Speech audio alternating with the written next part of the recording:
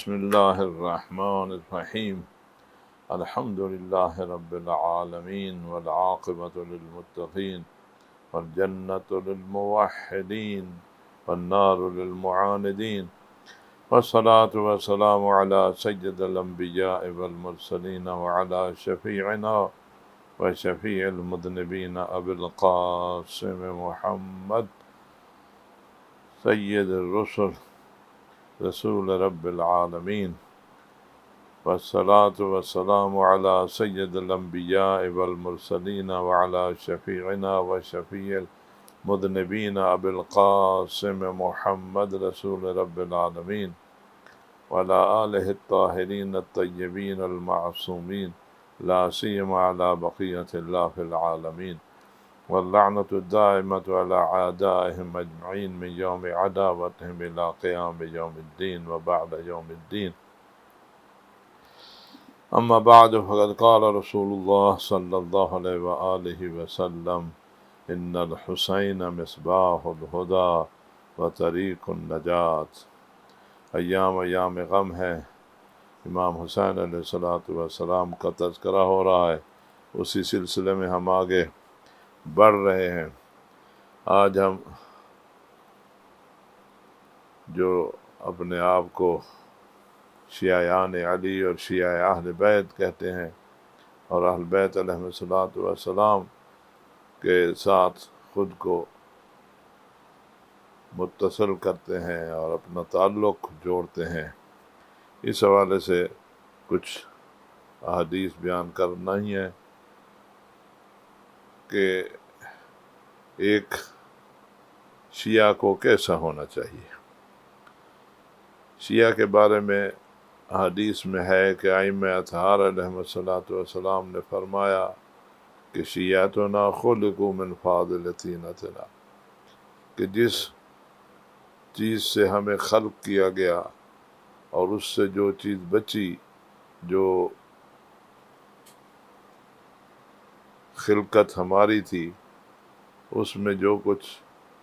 بچا تو اس سے ہمارے شیعوں کو خلق کیا گیا، اور ہمارے شیعوں کو ہماری ولایت کے پانی میں گوندا گیا۔ اور یہ شیعہ جو ہیں ایسے ہوتے ہیں جو ہماری خوشی پر خوش ہوتے ہیں اور ہمارے غم میں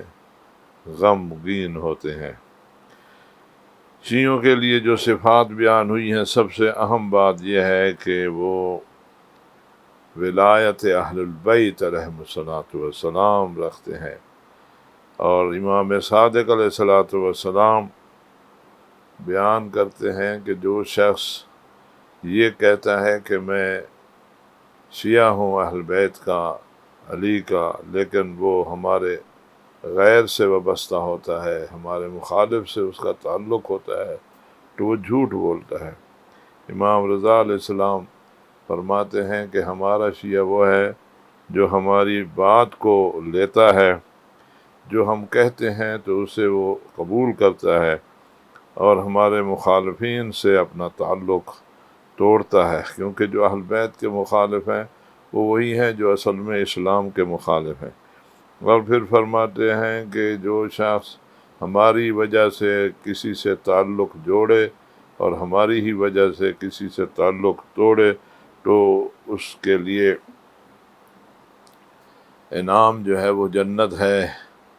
اور جو اللہ کے دشمنوں سے دوستی رکھے، اللہ کے اولیاء سے دشمنی کرے، جو اللہ کے اولیاء سے دشمنی رکھے، تو وہ ایسا ہے کہ اس نے اللہ سے دشمنی کی ہے۔ جو اللہ کے دشمنوں سے دوستی رکھے وہ ایسے ہے اس نے اللہ کے اولیاء سے دشمنی کی ہے۔ یعنی دوستی اور دشمنی کا معیار یہ ہے کہ جو اللہ کا دشمن ہے اس سے دشمنی رکھو، جو اللہ کا دوست ہے اس سے دوستی رکھو۔ ائمہ علیہ السلام فرماتے ہیں کہ جو ہماری مودت کا دعوے دار ہے تو وہ ایسا ہوتا ہے جو ہمارے دشمنوں سے دشمنی رکھتا ہے، اور ہمارے اولیاء سے، ہمارے دوستوں سے محبت کرتا ہے۔ ایسا نہیں ہو کہ وہ ہماری مودت کا دعوے دار ہو لیکن ہمارے دشمنوں سے اس کی دوستی اور محبت ہو۔ حق اور باطل کو مخلوط نہیں کرنا چاہیے۔ محمد بن ابی بکر نے امیر المومنین علیہ السلام سے فرمایا کہ آپ اپنا ہاتھ آگے بڑھائیں، میں آپ کے ہاتھ پر بیعت کرنا چاہتا ہوں۔ تو امام علیہ السلام نے سوال کیا کس بات پر بیعت کرنا چاہتے ہیں؟ تو انہوں نے جواب دیا کہ میں اس بات پر بیعت کرنا چاہتا ہوں کہ میرا تعلق آپ سے ہے، میرا تعلق آپ کے مخالف سے نہیں ہے۔ بعض جو ہیں نماز بہت پڑھتے ہیں، بعض حج پہ زیادہ جاتے ہیں، بعض صدقہ زیادہ کرتے ہیں، بعض روزے بہت رکھتے ہیں، لیکن سب سے زیادہ فضیلت والا وہ ہے جو معرفت میں زیادہ ہو، یعنی معرفت جس کی زیادہ ہوگی وہ زیادہ فضیلت والا ہے۔ رسول اللہ صلی اللہ علیہ وآلہ وسلم فرماتے ہیں کہ قسم ہے اس ذات کی جس نے مجھے برحق نبی بنا کر بھیجا ہے، اگر کوئی آدمی ایسا آئے جو اللہ سے ملاقات کرے اس حالت میں کہ 70 نبیوں کا عمل اپنے پاس لایا ہو، لیکن اگر وہ ولی امر اپنے زمانے کے ولی کی ولایت اور محبت نہیں رکھتا تو اللہ اس سے کوئی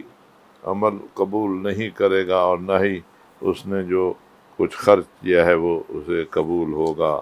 نہ واجب قبول ہوگا اس سے اور نہ ہی مستحب عمل اس سے قبول ہوگا۔ یعنی اعمال کی قبولیت کا دار و مدار یہ ہے کہ حضور پاک صلی اللہ علیہ وآلہ وسلم فرماتے ہیں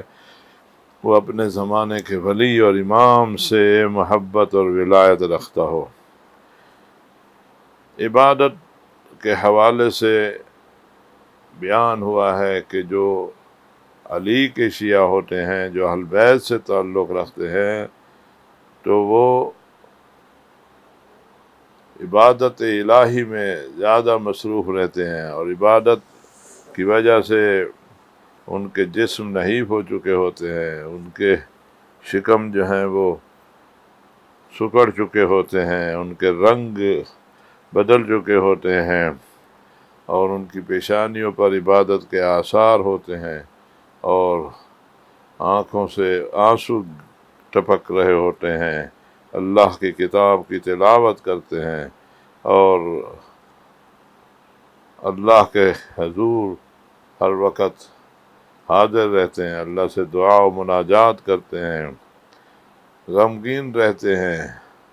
جبکہ لوگ خوشیاں منا رہے ہوتے ہیں۔ جب لوگ چپ ہوتے ہیں، خاموش رہتے ہیں، تو وہ اللہ کی تسبیح کر رہے ہوتے ہیں۔ جب لوگ سو رہے ہوتے ہیں تو وہ نمازیں پڑھ رہے ہوتے ہیں۔ جب لوگ خوشیاں منا رہے ہوتے ہیں تو وہ غم زدہ ہوتے ہیں۔ ان میں زہد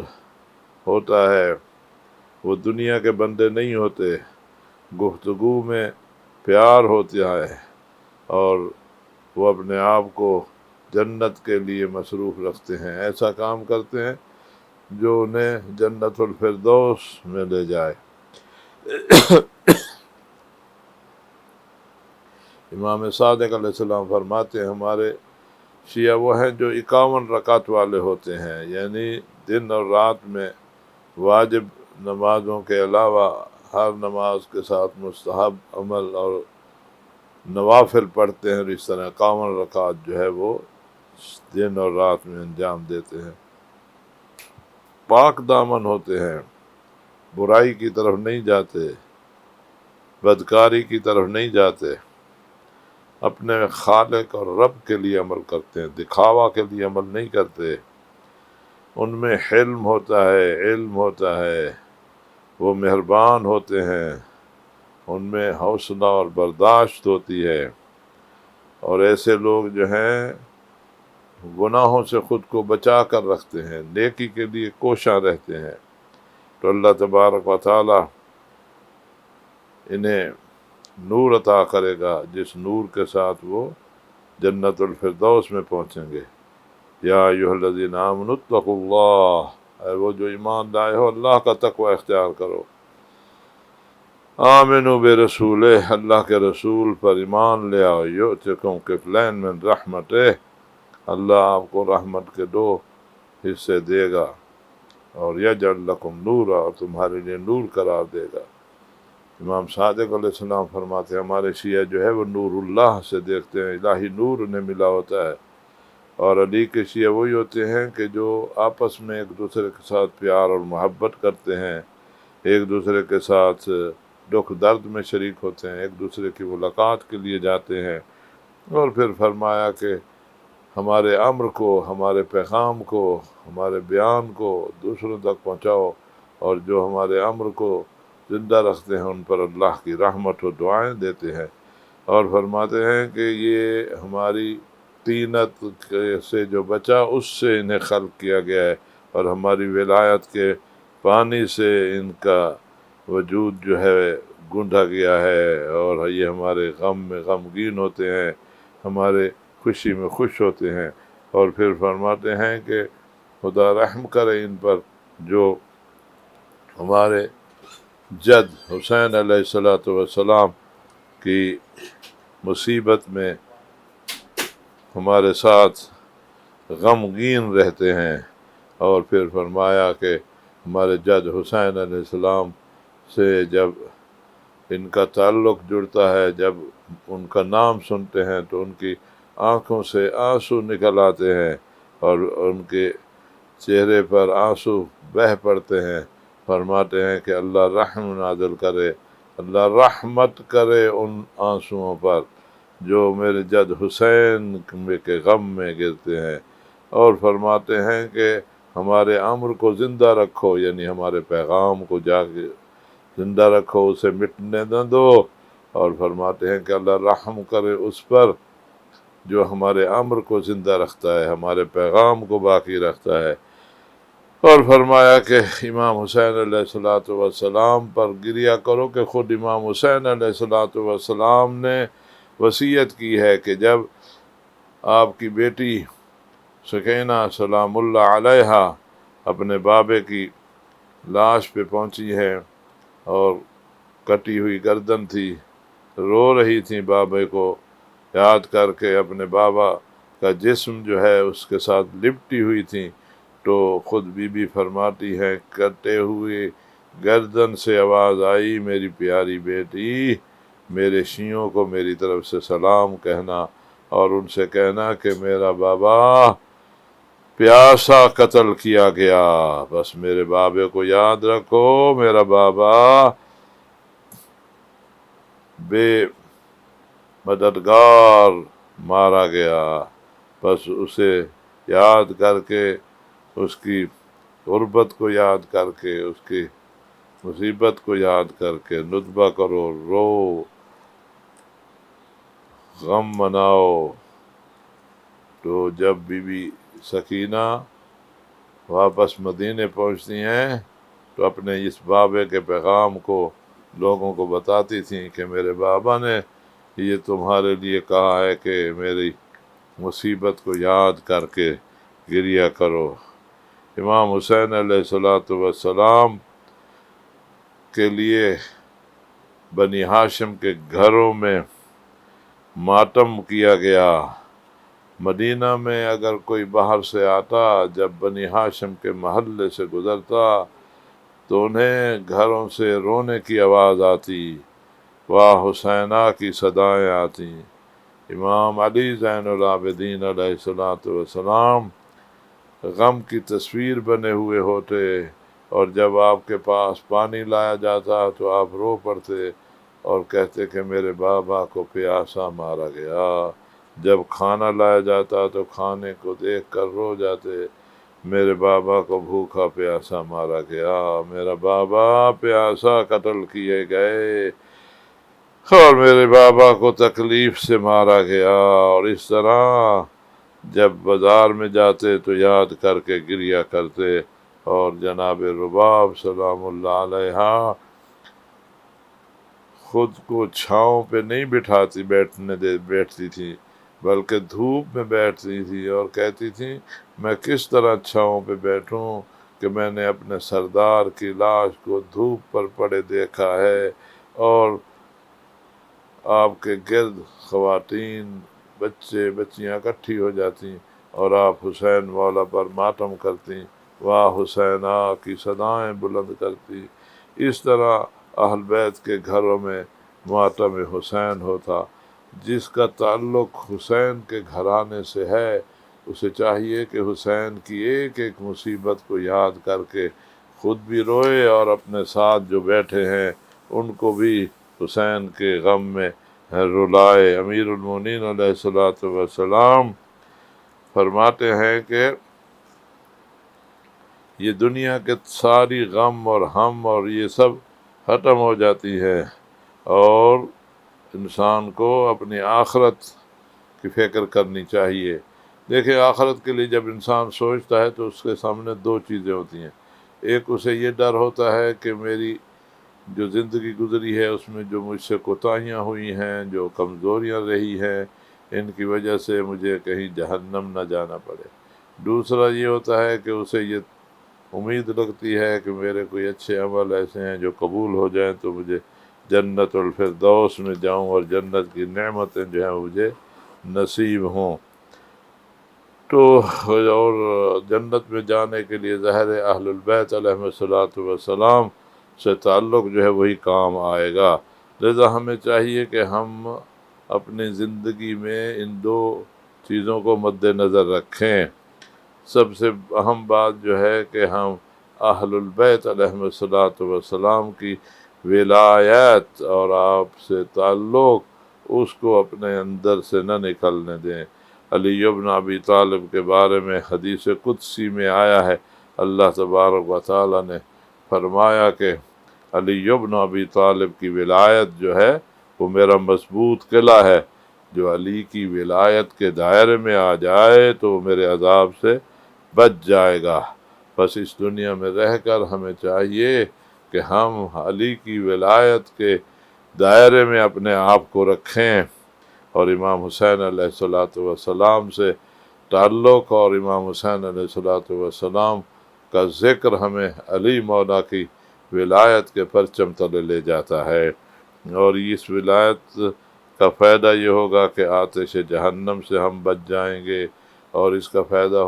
یہ ہوگا کہ جب ہماری جان اور روح نکالی جا رہی ہوگی اس وقت ہم بچیں گے، یعنی موت کے سکرات سے ولایت اہل بیت ہمیں بچائے گی، قبر کے عذاب سے بچائے گی،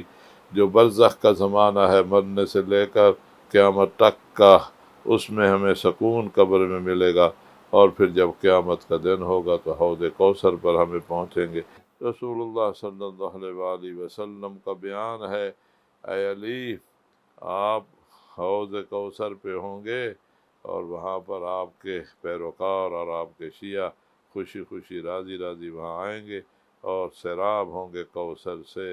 رسول اللہ صلی اللہ علیہ وسلم نے فرمایا کوئی بھی جنت میں نہیں جا سکتا مگر وہ جائے گا جس کے پاس علی تیری ولایت کا پروانہ ہوگا۔ تو امام حسین علیہ الصلوۃ والسلام کے مجلس میں آ کر یہ ایک سند دیں، یہ ایک ثبوت دیں کہ ہم علی کی ولایت رکھتے ہیں، ہم علی کے دروازے پر ہیں۔ کوئی بھی جنت میں نہیں جائے گا جب تک علی کی تحریر اس کے پاس نہیں ہوگی۔ جنت پر جانے کے لیے پل صراط سے گزرنے کے لیے وہ تحریر چاہیے جس میں علی نے اجازت دی ہو اللہ کے حکم سے، اذن سے، کہ یہ شخص جنت میں جا سکتا ہے۔ اللہ اسے ہی جنت کا مستحق بناتا ہے جس نے اللہ تبارک و تعالی کے خاصان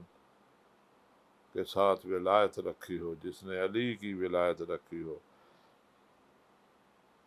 عبادت میں دیکھیں سب سے اہم عبادت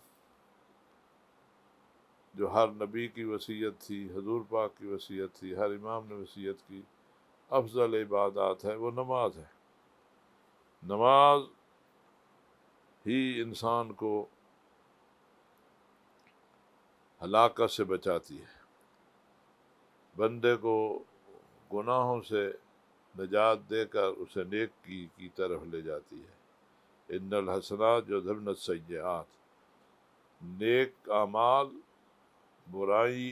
ان کو ختم کر دیتے ہیں۔ روایت میں آیا ہے کہ جب نماز کا وقت ہوتا ہے تو آواز آ رہی ہوتی ہے، اٹھو نماز کی طرف جاؤ، اور تمہاری پشت پر جو آگ میں لے جانے کے لیے سامان لادا ہوا ہے اس کو اپنی پشت سے اتار پھینکو۔ اگر انسان نماز چھوڑ دے تو اس نماز کی وجہ سے جہنم کی آگ اپنے لیے وہ بنا لیتا ہے۔ لذا قرآن مجید میں آیا ہے ما سلککم فی سقر، جب پوچھا جائے گا جہنمیوں سے کہ کون سی چیز تمہیں جہنم کی آگ کی طرف لے آئی، تو وہ یہ کہیں گے کہ ہم نماز نہیں پڑھتے تھے۔ جو حسین علیہ السلام کا ہے تو اسے حسین کی وہ نماز یاد رکھنی چاہیے کہ جب ہر طرف سے تیر و تلوار و پتھر آ رہے تھے اور نماز کا وقت ہوتا ہے، تو اس وقت جب آپ کا ایک صحابی کہتا ہے کہ مولا نماز کا وقت ہو گیا ہے، میں چاہتا ہوں کہ ایک اور نماز آپ کی امامت میں پڑھ لیں، اور امام حسین نے سامنے آسمان کی طرف دیکھا اور فرمایا ہاں وقت نماز ہو گیا ہے، اور اسے دعا دی کہ اللہ تجھے نمازیوں سے قرار دے، اور پھر یہ کہا کہ ان فوج اشقیاء سے کہو کہ تھوڑی جنگ میں وقفہ کریں تاکہ ہم نماز پڑھ سکیں، لیکن ظالموں نے آپ کی اس درخواست پر کوئی توجہ نہ دی، تو پھر آپ کے سامنے دو آپ کے صحابی کھڑے ہو گئے، اور باقی جو آپ کے ساتھی تھے وہ انہوں نے آپ کے ساتھ نماز پڑھی، جو جنگ کی حالت میں نماز خوف پڑھی جاتی ہے۔ اور جیسے ہی آپ نے سلام پھیرا تو آپ کے جو سامنے کھڑے صحابی تھے وہ زمین پر گرے اور یہ کہا کہ مولا ہم نے وفا کر دی، ہم نے اپنی ذمہ داری پوری کر دی، کیونکہ جو بھی تیر آتا تھا وہ اپنے سینے پر لیتے تھے اور مولا کی طرف تیر کو نہیں جانے دیتے تھے۔ تو یہ سب نماز کی اہمیت ہے، اس کو انسان اگر امام حسین کی مجلس میں بیٹھ کر اپنے تصور میں لے آئے کہ امام حسین نے اس مشکل حالت میں کس طرح نماز ادا کی، یہ شب عاشور جو آپ نے فرمایا تھا کہ مجھے دعا سے محبت ہے، نماز سے پیار ہے، قرآن کی تلاوت سے پیار ہے، دعا اور مناجات سے پیار ہے، استغفار سے پیار ہے، تو جو چیزیں امام حسین علیہ السلام کی پسندیدہ ہیں تو ہمیں بھی ان کو پسند کرنا چاہیے، اور سب سے بڑی پسندیدہ عمل سب سے بڑا وہ نماز تھی، تو یہ نماز جو ہے اس کو ہمیں نہیں چھوڑنا چاہیے۔ روزہ جو ہے استقبال محرم میں جو امام حضور پاک صلی اللہ علیہ وسلم نے خطبہ دیا اور اس میں فرمایا کہ اے لوگو جنت کے دروازے اس مہینے میں یعنی ماہ رمضان میں کھول دیے جاتے ہیں، اللہ سے سوال کرو کہ یہ دروازے تمہارے لیے بند نہ ہوں۔ آتش جہنم کے دروازے اس مہینے میں بند کر دیے جاتے ہیں، اللہ سے دعا کرو کہ یہ بند دروازے اس مہینے میں تمہارے اوپر نہ کھولے جائیں۔ اور روزہ جو ہے یہ ایسے گناہوں کا کفارہ بنتا ہے جو گناہ انسان کو جہنم کی طرف لے جاتے ہیں۔ روایت میں ہے جو ماہ رمضان کے روزے رکھے ایمان کی حالت میں اور اللہ کی خاطر، تو اللہ تعالیٰ اس کے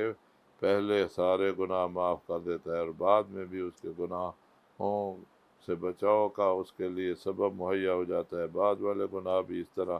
ان سے وہ بچ جاتا ہے۔ حج اس کے بارے میں ہے کہ جب انسان حج کے اعمال میں میدان عرفات پر پہنچتا ہے تو اس طرح گناہوں سے نکل آتا ہے جس طرح ماں کے شکم سے بچہ پیدا ہوتا ہے۔ تقوی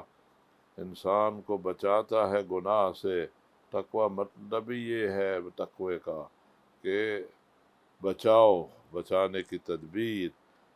انسان جو ہے ہر اس کام سے دور ہو جاتا ہے جو اللہ نے حرام کیا ہے، ہر وہ کام جو ہے اس کو انجام دیتا ہے جس کے انجام دینے کا اللہ نے حکم دیا ہے۔ انسان جب ایک خاردار درختوں سے بھرے جنگل سے گزر رہا ہو تو کس طرح وہ اپنے آپ کو بچاتا ہے خاردار جھاڑیوں سے کہ کہیں اس کے کپڑے نہ پھٹ جائیں، کہیں اس کا بدن زخمی نہ ہو جائے، تو اسی طرح یہ دنیا جو ہے اس جنگل کی مانند ہے کہ انسان اپنے آپ کو بچائے کہ کہیں ایسے گناہ میں نہ پڑ جائے جو گناہ اسے جہنم کی طرف کھینچ کر لے جائے۔ تو مومن جو ہوتا ہے وہ چوکنا رہتا ہے، ہر وقت ادھر ادھر دیکھتا ہے کہ کہیں کوئی ایسا عمل تو مجھے اپنے گھیرے میں نہیں لے رہا، کوئی ایسا کام تو مجھ سے سرزد نہیں ہو رہا جس کی وجہ سے اللہ کی ناراضگی ہو اور مجھے جہنم کا ایندھن بننا پڑے۔ اللہ فرماتا ہے کہ اپنے آپ کو جہنم کی آگ سے بچاؤ اور جنت کی طرف جانے کے لیے اعمال بجا لاؤ۔ جنت متقین کے لیے ہے، جنت میں سکون اور آرام متقین کے لیے ملنا ہے۔ اور رسول اللہ صلی اللہ علیہ وسلم فرماتے ہیں کہ میری امت جنت میں داخل ہوگی اللہ کے تقوی سے اور حسن اخلاق سے۔ اور عمل جو انسان کو جنت میں لے جاتا ہے اور جہنم سے بچاتا ہے، وہ عمل جو تمام اعمال میں سب سے زیادہ فضیلت والا اور شان والا عمل ہے، وہ حسین علیہ السلام کے مصائب میں گریہ کرنا ہے۔ اور اس کے لیے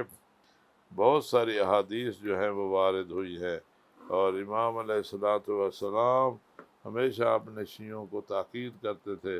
کہ اگر رونا ہے تو میرے جد حسین کی مصیبت کو یاد کر کے رو، کیونکہ اس رونے سے تمہارے گناہ معاف ہو جائیں گے۔ اور حسین علیہ السلام اپنے اوپر رونے والوں کے لیے دعا دیتے ہیں اور استغفار کرتے ہیں، اور جب یہ فوت ہوگا، جب اسے موت آئے گی تو فرشتے اس کے جنازے کے ساتھ چلیں گے، اور یہ اللہ کی جماعت سے ہوگا، رسول اللہ کی جماعت سے ہوگا، اہل البیت کی جماعت سے ہوگا۔ یعنی اہل البیت کی جماعت سے ہونے کی نشانی حسین علیہ السلام کے مصائب میں غمگین ہونا اور رونا ہے۔ امام جعفر صادق علیہ السلام فرماتے ہیں کہ جو حسین علیہ السلام کا زائر ہے قیامت کے دن فقط وہ خود جنت میں نہیں جائے گا، بلکہ 100 ایسے افراد کو جنت میں لے جائے گا جن کے لیے جہنم قرار دی گئی ہوگی، یعنی اس کی شفاعت قبول ہوگی۔ اور امام حسین کے زائر سے کہا جائے گا کہ تم جس کو چاہتے ہو اپنے ساتھ لے جاؤ اور انہیں آتش جہنم سے آزادی دلاؤ۔ اور جنت میں جو لوگ داخل ہوں گے ان کے داخل ہونے سے 40 سال پہلے جو امام حسین علیہ السلام کے زائرین ہیں وہ جنت میں داخل ہوں گے۔ روایت میں ہے کہ اگر امام حسین علیہ السلام کی مصیبت کو یاد کر کے جو آنسو بہایا جاتا ہے، اس کا ایک قطرہ جو ہے اگر آتش جہنم میں ڈال دیا جائے تو اس کی گرمی جو ہے ختم ہو جائے اور وہ آگ جو ہے بجھ جائے۔ امام علیہ السلام فرماتے ہیں کہ امام حسین پر گریہ کرنا جو ہے یہ مطلوب ہے اور اللہ کے ہاں یہ محبوب عمل ہے۔ امام حسین علیہ السلام پر جو مصائب آئے ان مصائب کو یاد کر کے درد اور تکلیف محسوس کرنا، امام علیہ السلام فرماتے ہیں، امام صادق علیہ السلام پوچھتے تھے اپنے چاہنے والوں کو جو آپ کے پاس آتے تھے، کیا تم میرے جد کا ذکر کرتے ہو؟ کیا میرے جد حسین علیہ السلام کو یاد کر کے، ان کے مصائب کو یاد کر کے گریہ کرتے ہو؟ جب وہ یہ کہتے کہ ہاں ہم گریہ کرتے ہیں، مل بیٹھتے ہیں، روتے ہیں، آنسو بہاتے ہیں، تو آپ فرماتے تھے کہ اے مسمع، ایک شخص ہے اس کا نام ہے مسمع، اس سے پوچھا، فرماتے ہیں کہ تم جو ہمارے جد کی یاد میں مصیبت کو یاد کر کے گریہ کرتے ہو، درد محسوس کرتے ہو، تو ہم اہل البیت علیہ الصلاۃ والسلام کے مصائب میں خود کو شامل کرتے ہو، تو دیکھو اس کا فائدہ تمہیں یہ ہوگا کہ جب تمہاری موت کا وقت ہوگا تو میرے آباء و اجداد وہاں پر موجود پاؤ گے، اور وہ ملک الموت کو یہ وصیت کر رہے ہوں گے کہ اے ملک الموت اس پر مہربان ہو جا، اور وہ ایک ماں جتنی اپنے شیرخوار بچے پر مہربان ہوتی ہے اس سے بھی زیادہ مہربان ہوگا، اور اس کا روح جو ہے آسانی سے قبض کرے گا۔ ائمہ اطہار علیہم الصلاۃ والسلام مصائب کے ایام میں، بالخصوص ایام محرم میں، اپنے دروازے کھول دیتے تھے، اور امام حسین کے مصائب کو بیان کرنے والے شعراء کو اس مجلس میں لے آتے، بلاتے، اور جب وہ آتے تو انہیں کہتے کہ ہمارے جد کا مرثیہ پڑھو، ہمارے جد کی مصیبت پڑھو، اور پھر یہ بھی کہتے کہ اس طرح اشعار پڑھو، یعنی غمگین آواز کے ساتھ جس طرح اپنے علاقوں میں پڑھتے ہو، اور جب وہ مصیبت کے اشعار پڑھتے تو آپ خود بھی گریہ کرتے، اور آپ کے مجلس میں جو لوگ بیٹھے ہوتے وہ بھی گریہ کرتے، اور پردے کے پیچھے بیٹھی خواتین بھی ان مصائب کے مرثیے کو سن کر اور مصیبت کے اشعار کو سن کر وہ بھی گریہ کرتی اور زور زور سے روتی، اور یہی ہمارے لیے حکم ہے۔ امام رضا علیہ الصلوۃ والسلام جب اس دور کے ایک مشہور شاعر دیبل آتے ہیں تو دیبل سے کہتے ہیں کہ اے دیبل، میرے جد حسین کا مرثیہ پڑھو، اور ان کی مصیبت میں جو تم نے اشعار کہے ہیں وہ اشعار پڑھو۔ اور جب دیبل نے اشعار پڑھے تو آپ اس قدر گریہ کیا، روئے کہ آپ پر غشی طاری ہو گئی۔ یعنی اس سے کیا درس ملتا ہے؟ اس سے یہ درس ملتا ہے کہ امام حسین علیہ الصلوۃ والسلام کے مصائب کو اشعار کی شکل میں بیان کرنا یہ بہت بڑا اجر رکھتا ہے، اور یہ جو ذکر حسین میں اپنے آپ کو شامل کرتے ہیں، حسین کا تذکرہ کر کے حسین کا ذکر اور ان حسین علیہ الصلوۃ والسلام کی مصیبت کو اشعار میں بیان کرتے ہیں، اور ان کے ان اشعار پڑھنے کا انداز جو ہے غمگین صدا اور غمزدہ آواز کے ساتھ پڑھتے ہیں، تو اس سے جو گریہ و زاری ہوتا ہے تو اس کا بڑا اجر اور ثواب ہے۔ اس لیے ائمہ نے فرمایا کہ کوئی شخص اگر ایک شعر میرے جد حسین علیہ السلام کی مصیبت کا پڑھے اور اس پہ ایک بندہ بھی رو دے تو اس کے لیے جنت ہے۔ یعنی حسین علیہ الصلوۃ والسلام کے غم میں خود رونا، دوسرے کو رلانا، اور رونے کا شکل بنانا، یعنی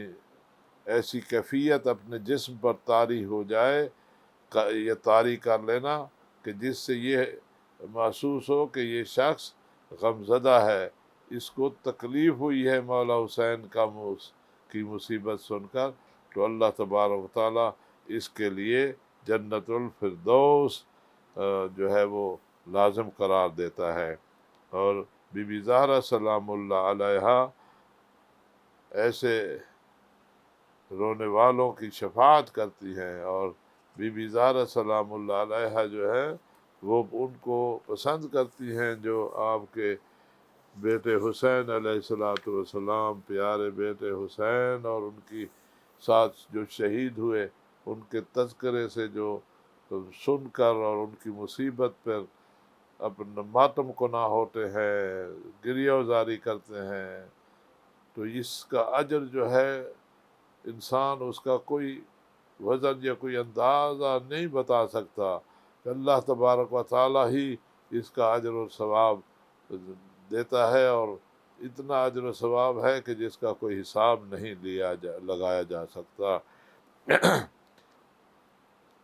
نیکی کے جو وسائل ہیں، نیک کام کرنے کے جو ذرائع ہیں انسان کو اپنانے چاہیے، ان میں سب سے بڑا ذریعہ جو ہے وہ امام حسین علیہ الصلوۃ والسلام کا ذکر ہے۔ اللہ تبارک و تعالیٰ کا فرمان ہے کہ اللہ کی طرف جانے کے لیے وسیلہ ڈھونڈو، اور اس میں وسیلہ کیا ہے؟ پہلا وسیلہ عبادت ہے۔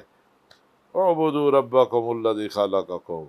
اپنے رب کی عبادت کرو، وہ رب جس نے تمہیں خلق کیا اور تم سے پہلے جو تھے ان کو بھی خلق کیا، اس طرح کہ تم تقوی اپنانے والوں میں سے ہو جاؤ۔ اور ہر پیغمبر، اللہ کا رسول جب تبلیغ دین کے لیے آیا تو اس کا جو نعرہ تھا یا ان کا جو شعار تھا، ان کی جو دعوت تھی، وہ یہی تھی کہ کہتے تھے اے لوگو اللہ کی عبادت کرو، اپنے رب کی عبادت کرو۔ رب کی عبادت جو ہے وہی انسان کو ہلاکت سے بچاتی ہے اور اللہ کے قریب کرتی ہے۔ ضروری ہے کہ ہم عبادت کریں، اللہ کی اطاعت کریں، اللہ کی نافرمانی نہ کریں، اور اللہ کی اطاعت کا درس لینے کے لیے مولا حسین علیہ السلام کو یاد کرو کہ امام حسین علیہ السلام کس طرح اپنے رب کی اطاعت میں تھے، اور کس طرح اپنے رب کی پہچان کروانے کے لیے کس طرح توحید کی خاطر اور اللہ کے دین کی خاطر آپ نے قربانی دی۔ اور مختلف اعمال ہیں عبادتی، جن میں نماز سب سے اہم عمل ہے، پھر روزہ ہے، حج ہے، زکوٰۃ ہے، اقسام ہے عبادات کی، ساری عبادات انجام دینا چاہیے، لیکن ان سب عبادتوں میں ایک بڑی عبادت جو ہے وہ امام حسین علیہ الصلوۃ والسلام، وہ حسین جنہوں نے اسلام کی بقا کے لیے اپنا سب کچھ قربان کر دیا، اپنا گھر چھوڑ دیا، اور اپنے بچوں کے ساتھ، اپنے ساتھیوں کے ساتھ اللہ کی راہ میں اپنی جان قربان کر دی، اور اپنی خواتین اور مخدرات عصمت کی بے احترامی برداشت کی، ان کا بے پرد ہونا برداشت کیا۔ تو جب ان کو یاد کر کے، امام حسین علیہ السلام کی مصیبت کو یاد کر کے جب آپ گریہ کریں گے، تو یہ گریہ کرنے والی عبادت جو ہے تمام عبادتوں میں افضل عبادت ہے، اور یہ جنت الفردوس میں لے جانے کا وسیلہ ہے، اور آتش جہنم سے بچنے کا ذریعہ ہے۔ امام حسین علیہ السلام پر گریہ وزاری کرنا جہاں ایک بہت بڑا اجر و ثواب ہے، وہاں آپ کی زیارت کے لیے جانا اور آپ کے قبر مبارک کی زیارت کرنا، اس لیے حکم ہے کہ جس نے حسین علیہ السلام کی قبر کی زیارت کی، اور اس حالت میں کہ امام حسین کے حق کو جانتا ہو، امام حسین کے حق کی معرفت رکھتا ہو، اور ان کی امامت کو قبول کرتا ہو، تو اللہ تبارک و تعالیٰ اسے علیین میں مقام دے گا، یعنی جنت الفردوس میں بلند ترین مقام اسے ملے گا۔ اس کی وجہ یہ ہے کہ جب انسان امام حسین علیہ السلام کی زیارت کے لیے جاتا ہے تو عبادت کی جتنی اقسام ہیں، ساری اقسام جو ہے اس ایک عمل میں موجود ہوتی ہے۔ مثلا جب زیارت پہ جائے گا تو نماز پڑھے گا، اور نماز جب امام حسین علیہ السلام کی قبر کے قرب میں پڑھے گا تو 70,000 فرشتے جو امام حسین کی قبر کے پاس نماز پڑھ رہے ہیں، ان کی عمل کا ثواب جو ہے اس زائر کے لیے لکھا جائے گا، جو زائر امام حسین علیہ السلام کی قبر مبارک کے پاس نماز پڑھتا ہے۔ زکوٰۃ روایت میں ہے کہ جو امام حسین علیہ السلام کی زیارت جاتا ہے تو ہر دفعہ جب قبر مبارک میں پہنچتا ہے السلام علیکہ یا ابا عبداللہ، اس طرح سلام کرتا ہے تو اسے 1000 زکوٰۃ جو دی گئی اس کے برابر قبول شدہ زکوٰۃ کا ثواب ملے گا۔ حج، جب امام حسین علیہ السلام کی زیارت کے لیے جاتا ہے تو 1 حج نہیں، 2 حج نہیں، 20 حج نہیں، 80 نہیں، 100 نہیں، بلکہ ہر قدم پر جو وہ اٹھاتا ہے تو اسے حج و عمرے کا ثواب جو ہے ملتا ہے، ہر قدم پر 100 حج کا ثواب، ایسی حج جو قبول شدہ ہے، ایسا عمرہ جو قبول شدہ ہے۔ البتہ یہ ان کے لیے ہے کہ جنہوں کے اوپر اگر واجب حج تھا تو انہوں نے واجب حج ادا کر لیا، لذا حکم ہے کہ جس کو اللہ تعالیٰ توفیق دے اور اس کے پاس وسائل ہوں اور کوئی رکاوٹ بھی نہ ہو اور اس پر حج واجب ہو تو اسے چاہیے کہ وہ حج کا فریضہ ادا کرے، اور حج کے بعد پھر ہر دفعہ اپنے آپ کو کربلا میں لے جائے اگر اس کے پاس وسائل ہو، کیونکہ واجب حج ادا کرنے کے بعد جب حج کا ثواب چاہتا ہے، عمرے کا ثواب چاہتا ہے تو وہ کربلا میں جائے، امام حسین علیہ السلام کی زیارت کرے، اسے 1 حج کا نہیں 100 قبول شدہ حج، 100 قبول شدہ عمرے کا ثواب جو ہے وہ ملے گا۔ تو گویا کہ یہ زیارت جو ہے انسان کے لیے حج کا ثواب بھی رکھتی ہے، جو حج اہم ترین عبادات میں ہے۔ صدقہ زیارت میں ہے، ظاہر صدقے کا بڑا ثواب ہے، روایات میں ہے کہ صدقہ دے کر اپنے بیماروں کا علاج کرو، صدقہ جو ہے مصیبت کو دور کرتا ہے، صدقہ جو ہے گناہوں کی معافی کا ذریعہ بنتا ہے۔ تو جو شخص امام حسین علیہ السلام کی زیارت پر جاتا ہے تو اسے 1000 صدقے کے برابر کا ثواب ملتا ہے۔ روزہ، امام حسین علیہ السلام کی زیارت پر جانے والے کے لیے 1000 روزہ دار کا ثواب اس کے نامہ اعمال میں لکھا جاتا ہے۔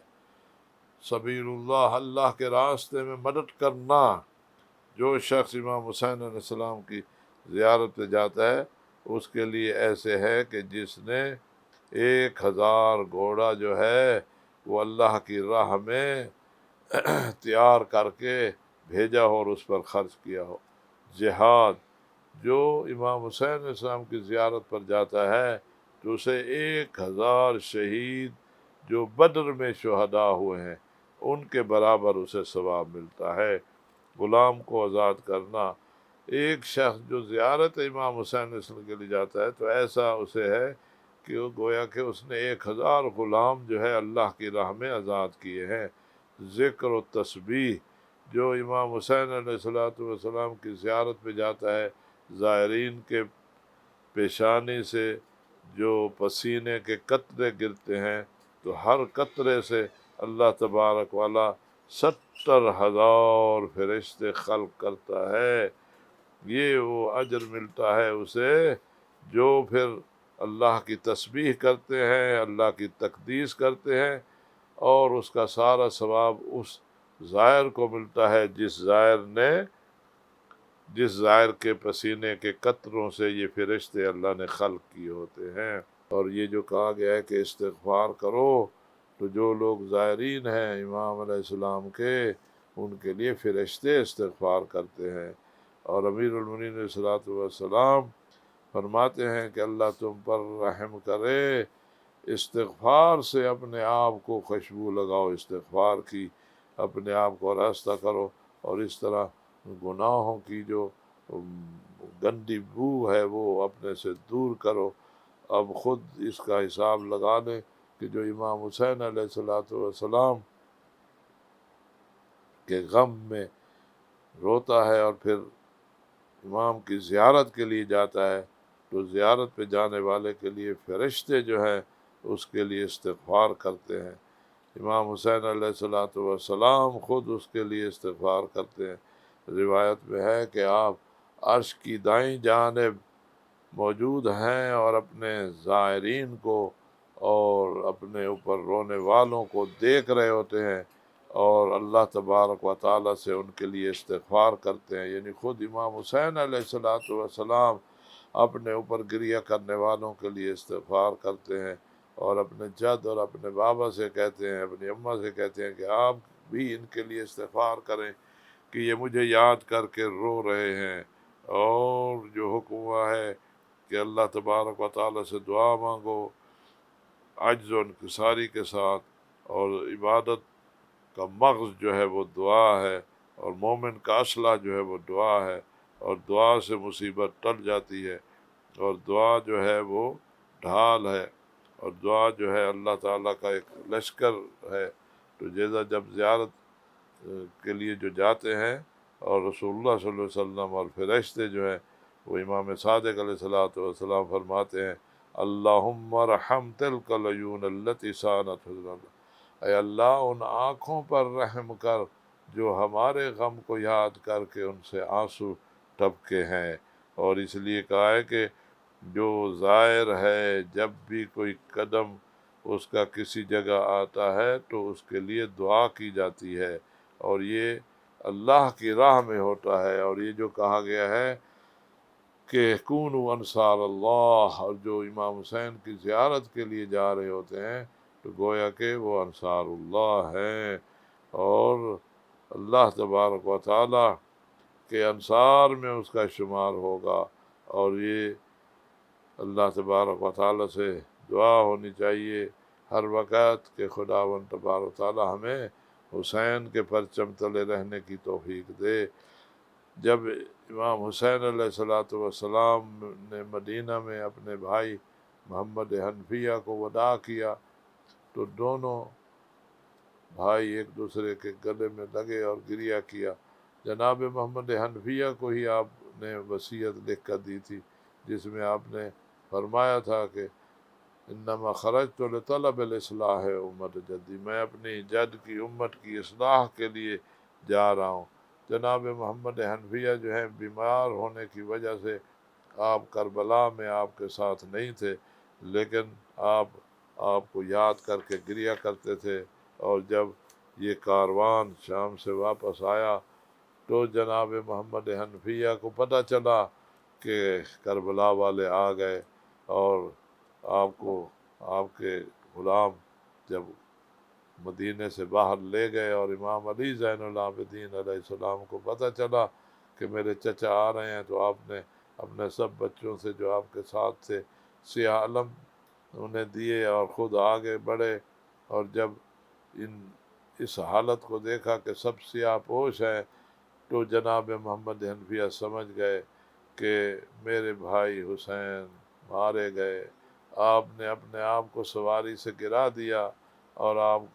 علی زین العابدین اپنے چچا کے گلے لگ گئے اور زور زور سے گریہ کیا. بی بی زینب سلام اللہ علیہ اپنے بھائی کے پاس آئیں اور پورے مصائب کربلا کے بیان کیے کہ بھائی کربلا میں ہمارے ساتھ یہ ظلم ہوا، اس طرح ہمارے بچوں کو ذبح کیا گیا اور ہمیں شام کی طرف قیدی بنا کر لے جایا گیا. ان مصائب کو یاد کر کے اور اس کیفیت جو درد کی ہے، جو مصیبت کی ہے، اس کو بیان کر کے گریہ کیا جائے، ماتم داری کی جائے. یہ ماتم داری کے ایام ہے. انسان کو اپنی کیفیت ایسی رکھنی چاہیے کہ ہر دیکھنے والا شخص سمجھے کہ یہ وہ ہیں جن پر مصیبت آئی ہوئی ہے. امام حسین علیہ السلام کی مصیبت ایسی مصیبت ہے کہ جس پر آسمان رویا، زمین روئی، آسمان و زمین میں موجود ہر شے نے گریہ کیا. امام حسین علیہ السلام پر گریہ کرنا بہت بڑی عبادت ہے، اور یہ توفیق ملتی ہے، ہر ایک کے نصیب نہیں.